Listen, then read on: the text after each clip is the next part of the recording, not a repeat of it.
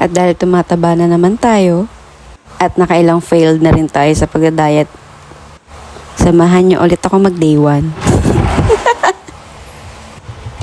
For the tricycle muna tayo ngayon kasi wala dito yung kotse ko na kay Dayan.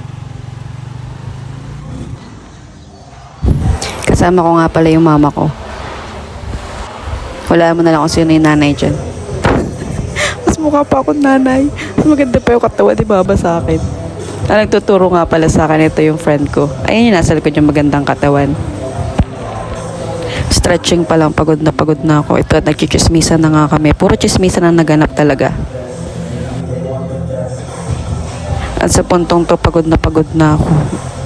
Ito pa lang yung nagagawa ko, pero pagod na ako. Grabe, bigat ng katawan ko. O diba, chismis na naman. Mas lamang talaga yung chismis kaysa workout. Ganap na